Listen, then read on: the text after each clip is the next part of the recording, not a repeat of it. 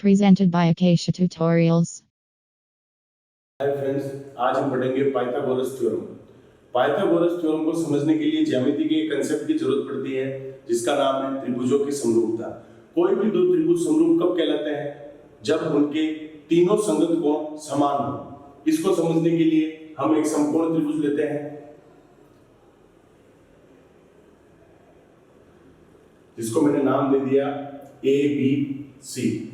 बिंदु बी से हम कर्ण AC पर लंब डालते हैं जिसको मैंने नाम दे दिया D। अब हम देखते हैं कि हमारे पास कुल तीन समकोण त्रिभुज आ गए हैं। एक त्रिभुज ABC, दूसरा त्रिभुज ABD और तीसरा त्रिभुज BCD। हम त्रिभुज ABC और त्रिभुज ABD की तुलना करेंगे। त्रिभुज ABC और त्रिभुज ABD को देखने के लिए हम क्या करेंगे? मैं ऐसे मान के चलता हूं कि BD जो लाइन है यहां से मैं इसको काटता हूं और इस वाले त्रिभुज को अलग करके बना देता हूं, तो ये कुछ इस तरह से बनेगा।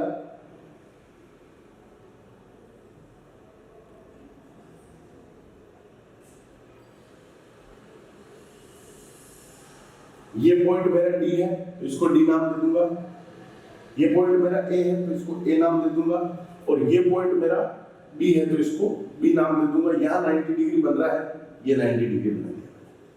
अब त्रिभुज ABD जो कि मैंने यहाँ से काट के अलग करके यहाँ बना दिया इसको, और त्रिभुज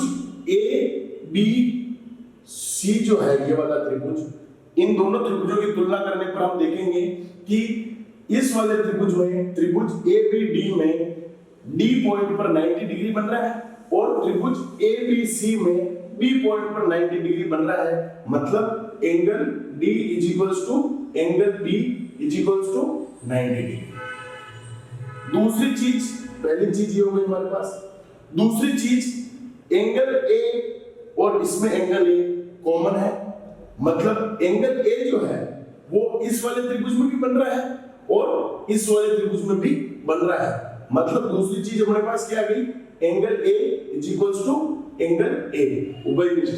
अगर दो त्रिभुज के दो एंगल समान हो जाते हैं, दो कोण समान हो जाते हैं, तो तीसरा ऑटोमेटिकली समान हो जाएगा, जैसा कि हमने पिछले वीडियो में देखा था। तो हम ये कह सकते हैं कि त्रिभुज ABD समरूप है, ये समरूप का साइन है, समरूप है त्रिभुज ABC के। अब अगर ये दोनों त्रिभुज समरूप है तो इनकी भुजाओं का अनुपात भी समान होगा, जैसा कि हम समरूपता की प्रमेय से जानते हैं। तो इसको और आसानी से समझने के लिए मैं इस त्रिभुज को यहां पर इस तरह से बनाऊंगा कि दिखने में इसकी आकृति त्रिभुज ABC के जैसे ही दिखे। तो मैं यहां पर ये त्रिभुज वापस बना देता हूं। 90 डिग्री D पर बन रहा है तो इस पॉइंट को नाम दे दूंगा मैं D। यहां पर एंगल A है और यहां पर एंगल A है तो इसको मैं दे देता हूं नाम A। जो तीसरा पॉइंट बचा है B वो मैं यहां लिख देता हूं। अब दिखने में ये त्रिभुज अलग अलग दिख रहे हैं, लेकिन इसकी मिरर इमेज ही है ये। त्रिभुज को हम कैसे भी बनाए, उसकी भुजाओं और उनके कोणों पर कोई फर्क नहीं पड़ता। हम सिर्फ इस त्रिभुज को इस प्रकार ऐसे बना रहे हैं ताकि त्रिभुज ABC और त्रिभुज ADB की भुजाओं की तुलना आसानी से की जा सके। तो अब त्रिभुज ABC और त्रिभुज ADB समरूप हैं तो इनकी भुजाओं का अनुपात समान होगा। तो हम इसको लिख सकते हैं, इसका विकर्ण AC अपॉन इसका विकर्ण AB is equals to AB upon AD is equals to BC upon BD। ये हमने इसकी तुलना कर दी समरूपता की प्रमेय से।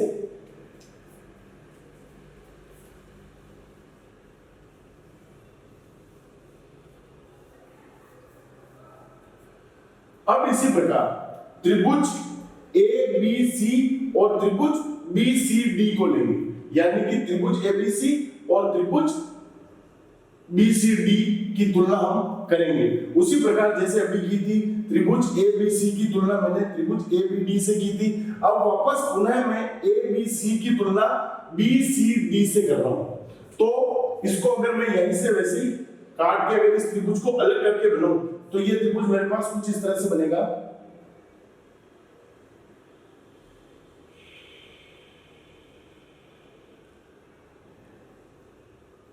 ये 90 डिग्री बन गया। ये बिंदु सी है तो इसको सी नाम दे दिया, ये डी है तो इसको डी नाम दे दिया, और ये बी पॉइंट है तो इसको बी नाम दे दिया। अब त्रिभुज एबीसी और त्रिभुज बीसीडी के अंदर हम देखेंगे तो बीसीडी को मैंने अलग ले लिया, तो इन दोनों त्रिभुज में देखेंगे कि एंगल बी जो है वो इसमें 90 डिग्री है और इसमें एंगल डी जो है वो 90 डिग्री है, इज इक्वल्स टू 90 डिग्री। दूसरी बात, ये एंगल सी जो है और ये एंगल सी बराबर होंगे, क्योंकि ये एंगल सी इस वाले ट्रायंगल में भी बन रहा है और इस वाले ट्रायंगल में भी बन रहा है, यानी कि एंगल सी जो है वो हमारे उभयनिष्ठ है।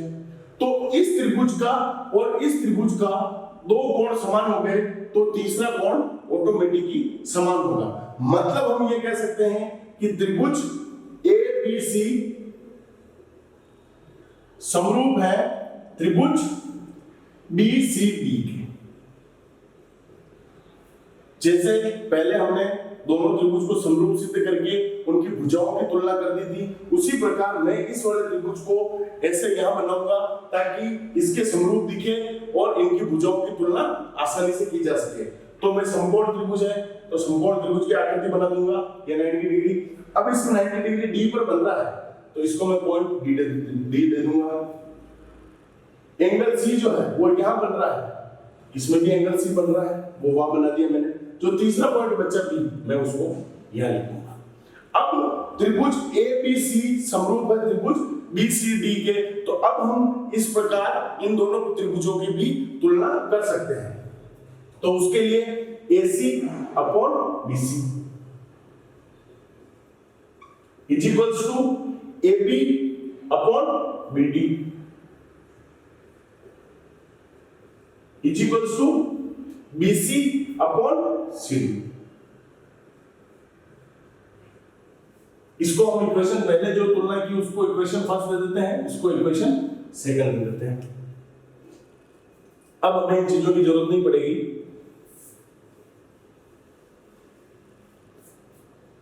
फ्रॉम इक्वेशन फर्स्ट, ये तीनों चीजें बराबर है, मैं इन दो रिलेशन को ले लूंगा। तो यहां मैं लिख दूंगा from equation first AC upon AB is equals to AB upon AD। इन दोनों चीजों को ले लिया, क्योंकि ये चीज इज इक्वल्स टू ये चीज इज इक्वल्स टू ये चीज है, तो मैं फर्स्ट जो दो रिलेशन है उनको यहां लिख दिया मैंने। अब इसका क्रॉस मल्टीप्लिकेशन कर दूंगा मैं, तो AC into AD is equals to AB square. इसको इक्वेशन आप थर्ड दे दो। इसी प्रकार मैं इस वाले इक्वेशन सेकंड से इसको और इसको बराबर रख दूंगा, क्योंकि ये इज इक्वल्स टू ये इज इक्वल्स टू ये, मतलब ये इज इक्वल्स टू ये। तो यहां लिख दूंगा मैं from equation second AC upon BC is equals to BC upon CD। वही क्रॉस मल्टीप्लिकेशन कर दूंगा मैं, तो मेरे पास आ जाएगा AC into CD is equal to BC square. इसको दे दूंगा मैं इक्वेशन 4।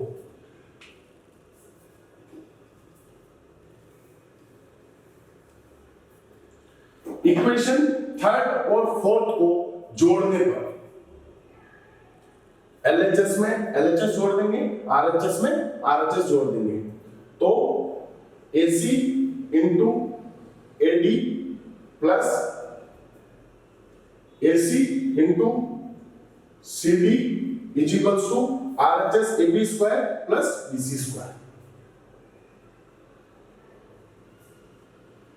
इस LHS को देखने पर AC कॉमन आ रहा है मेरे, तो AC बाहर ले लूंगा मैं, ब्रैकेट में बच जाएगा AD plus CD is equals to AB square plus BC square. अब AD plus CD, AD plus CD मतलब AC, AD plus CD is equals to लिख सकता हूं मैं AC, तो इसको मैं ब्रैकेट में AC लिख दूंगा is equals to AB square plus BC square. अब AC इंटू AC, इसको मैं AC स्क्वायर लिख सकता हूं is equal to AB square plus BC square. यही हमारे पास पाइथागोरस प्रमेय है। मतलब कोई भी ट्रायंगल लिया मैंने, समकोण त्रिभुज A, B और C, हमें पता है यहाँ पर B पर 90 डिग्री बन रहा है और जहां पर 90 डिग्री बनता है उसके सामने वाली भुजा कर्ण होती है, या समकोण त्रिभुज की सबसे बड़ी वाली भुजा कह सकते हैं। तो AC स्क्वायर यानी सबसे समकोण त्रिभुज में सबसे बड़ी वाली भुजा का स्क्वायर इज इक्वल टू शेष बची हुई दो भुजाओं के वर्गों का योग। अर्थात किसी भी समकोण त्रिभुज में कर्ण का स्क्वायर इज इक्वल टू शेष दो भुजाओं के स्क्वायर का योग। यही पाइथागोरस थ्योरम है। धन्यवाद।